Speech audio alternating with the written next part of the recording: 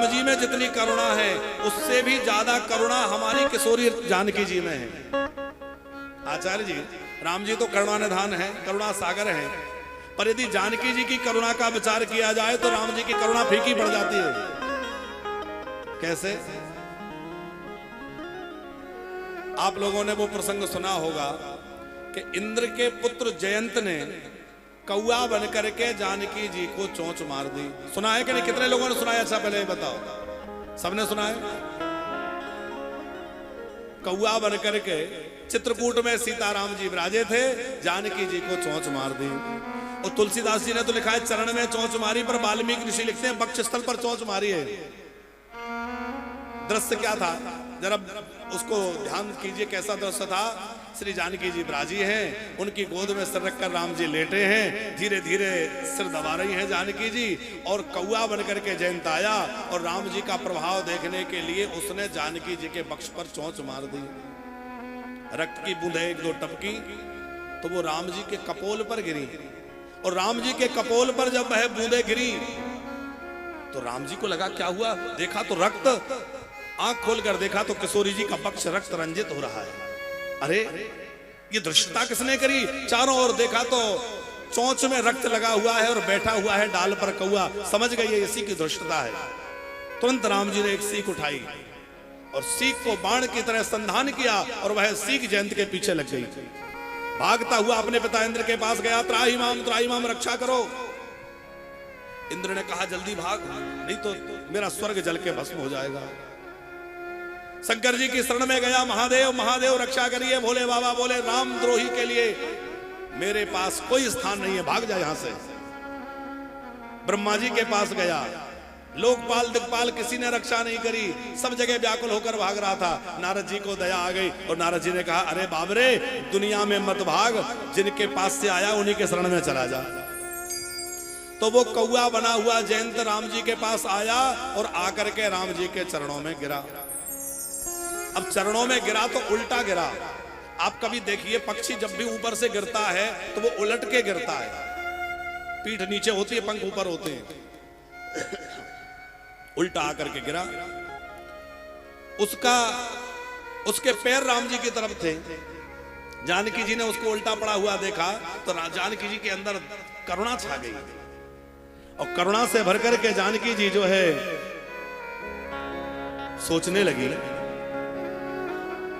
करुणा से भर के जानकी जी सोचने लगी कि ये पैरों में तो गिरा है, पर इसको शरण में आने का अभी अभ्यास नहीं है कि पैरों में कैसे गिरा जाता है, उल्टा पड़ा है। तो जानकी जी ने अपने हाथों से उसको पकड़ा और सीधा करके राम जी के चरणों में रख दिया। राम जी के चरणों में बढ़िया सीधा करके रख दिया। राम जी ने कहा मैं इसको छोड़ूंगा नहीं। जानकी जी ने कहा मार भी नहीं सकते, क्योंकि आपका एक नियम है कि शरण में आए हुए को मैं मारता नहीं हूं, और ये आपकी शरण में आ चुका है, तो शरणागत को आप मारेंगे कैसे? राम जी ने कहा कि देखो कुछ भी हो पर यह अपराधी है और अपराधी को दंड मिलना ही चाहिए।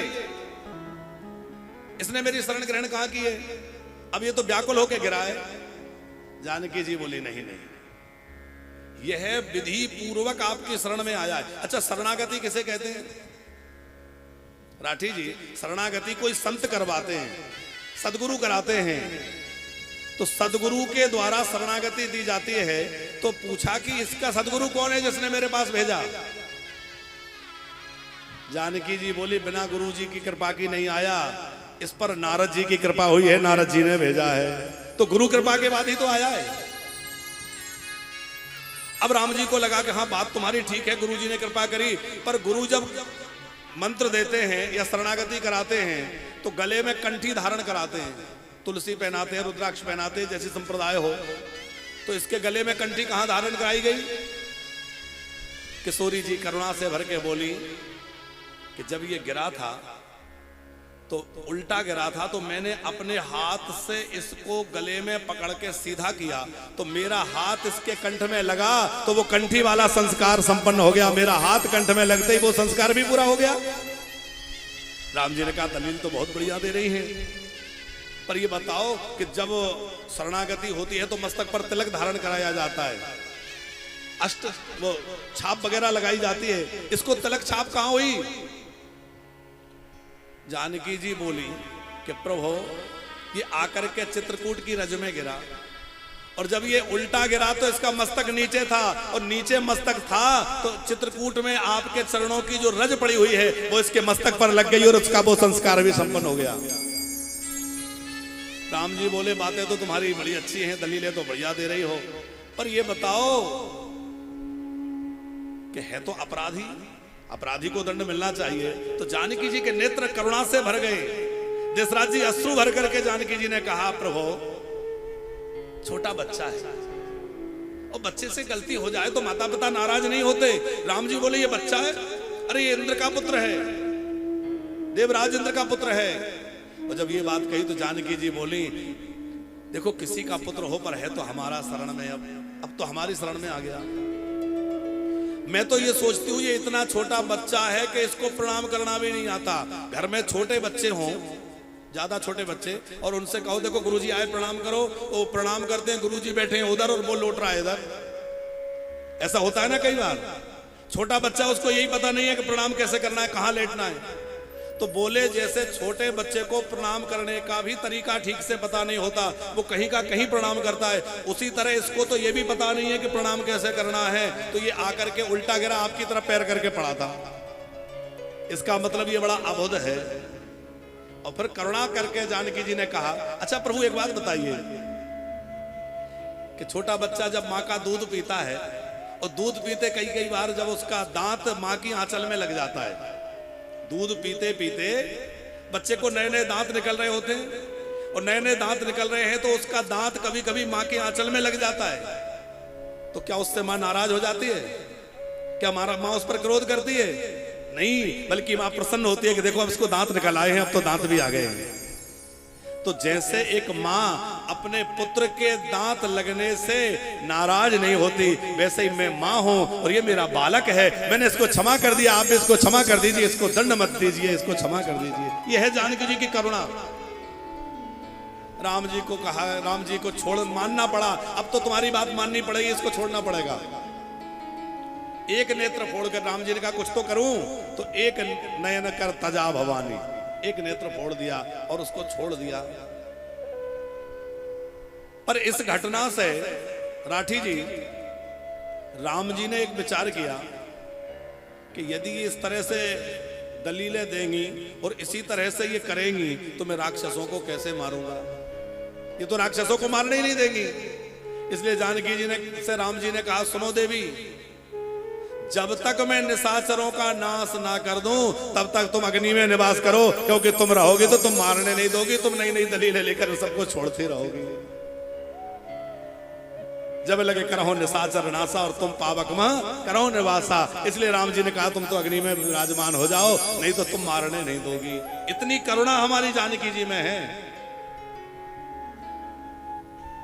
और इनकी करुणा का एक प्रसंग आपको सुनाए जानकी जी का, कि जिस समय रावण मर गया तो राम जी ने हनुमान जी से कहा कि जाओ और जाकर के जानकी जी को आदर सहित ले लाओ। हनुमान जी पुष्प वाटिका में, वहां अशोक वाटिका में गए, और अशोक वाटिका से लेने के लिए जब गए तो जो राक्षसियां वहां जानकी जी को डराने धमकाने के लिए खड़ी थी, उन पर हनुमान जी को बड़ा रोष आ रहा था। ये वही राक्षसियां हैं जिन्होंने हमारी माता जी को बहुत डराया है, बहुत त्रास दिया है, दुख दिया है। तो हनुमान जी को क्रोध आ गया उनको देखकर, और हनुमान जी ने कहा माता जी थोड़ी आपकी आज्ञा मिल जाए तो इन राक्षसियों को, इन दुष्टाओं को मैं थोड़ा दंड देना चाहता हूं। इतना सुनते ही जानकी जी करुणा से भर गई, बोले नहीं नहीं इनको दंड मत देना। क्यों? बोले ये सब मेरी शरणागता है। हनुमान जी आश्चर्य में पड़ गए, माता जी आपकी शरण में ये कब आई? बोले देखो बात ऐसी है, एक बार क्या हुआ था कि जब रावण के योद्धा एक एक करके मरने लगे और तमाम योद्धा रावण के मारे गए, तो वो राक्षसियां समझ गई कि एक ना एक दिन रावण भी मारा जाएगा, और जिस दिन रावण मारा जाएगा उस दिन हमारी भी खैर नहीं है। सब भयभीत होकर के और एक संगोष्ठी की, एक बैठक किया, और बैठक में सबने अपनी अपनी बात रखी, भाई क्या करें, रावण मर जाएगा तो हमने इस देवी को बहुत सताया है, हमको भी मरना पड़ेगा। तो उन राक्षसियों में एक बड़ी बूढ़ी राक्षसी थी, उसने कहा सुनो, ये देवी बड़ी करुणा करने वाली है, ये देवी बड़ी दयावान है, इस दयामय देवी के चरणों को पकड़ लिया जाए तो हम सबके प्राण बच सकते हैं। ये बात कही गई, पर इस बात पर प्रस्ताव पारित नहीं हुआ और उन राक्षसियों ने जानकी जी के चरण पकड़े नहीं है, लेकिन केवल ये बात रखी गई। उसी से जानकी जी ने ये मान लिया कि ये सारी के सारे राक्षसियां मेरी शरण में हैं। और हनुमान जी से कहा कि इनको बिल्कुल भी दंड मत देना, इनको सताना मत, क्योंकि ये सब मेरी हैं। इतने दिनों तक मेरे पास रही हैं, मेरे शरण में रही हैं, तो अब इनको शरण देना मेरा धर्म है। आप विचार करो उन राक्षसियों पर भी जो जानकी जी कृपा करुणा कर रही हैं, उन जानकी जी के हृदय में कितनी करुणा होगी। इसलिए गोस्वामी जी कहते हैं, जनक सुता जग जननी जानकी अतिशय प्रिय करुणा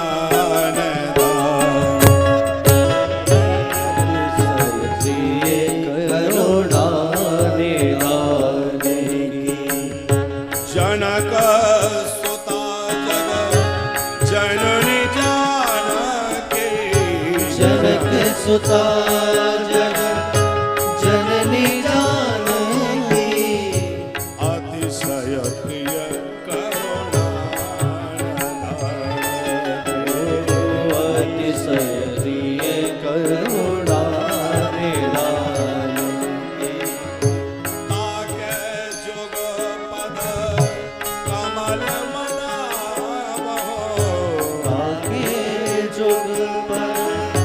कमल मनावा, जासु कृपा निरमल मति भावो, जासु कृपा निरमल